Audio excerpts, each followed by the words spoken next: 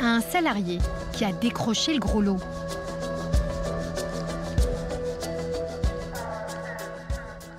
Bah là donc c'est chez moi, tout simplement. Donc j'ai acheté cette maison il y a à peu près 10 ans. Donc là ce qui est bien c'est qu'on a vraiment une grosse pièce à vivre, c'est 50 mètres carrés ici, plus la véranda de 18 mètres carrés. Et juste où il y a les arbres là-bas, on est à 100 mètres, 200 mètres de la frontière suisse. Ce papa divorcé vit dans cette immense maison avec ses 2 filles de 12 et 14 ans. Ça va Théa, on peut rentrer? Ouais. Donc ça c'est la chambre de ma fille, numéro 1. Là il y a une salle de bain qui est communicante. Hop, on traverse pour arriver à la chambre de numéro 2 de sa petite sœur. Et en ensuite, tout, 170 mètres carrés. Et là, c'est ma chambre. Alors. Ça, c'est une surface que vous auriez pu vous offrir avec un salaire français? Non, pas du tout. Pas du tout. Pas ici, en tout cas. Pas ici. Peut-être que dans la Creuse, oui.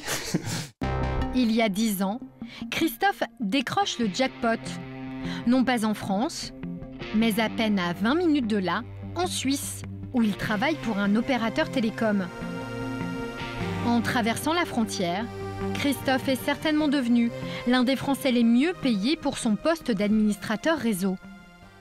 Le salaire n'a rien à voir. On gagne à peu près, je pense, 3 à 4 fois plus minimum en fonction du travail. Christophe gagne 4 000 € net par mois. En France, pour un poste équivalent, il serait à 1 350 € environ. Il accepte donc volontiers quelques contreparties.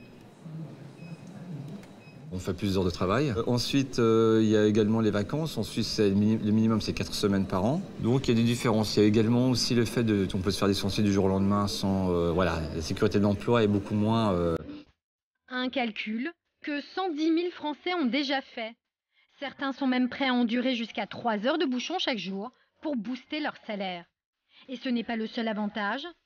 Être frontalier leur permet aussi d'inscrire leurs enfants dans les écoles suisses. C'est le cas de Théa, 14 ans, la fille aînée de Christophe. Et ça existe un pantalon genre comme ça ou pas? Je suis pas sûr. Manche courte, tu veux dire? Ouais. Mais ils te prêtent pas des combis à l'école? Un cursus suisse pour les enfants, c'est quand même mieux. Il n'y a pas de grève des enseignants, il y a pas de... les infrastructures en Suisse sont énormes.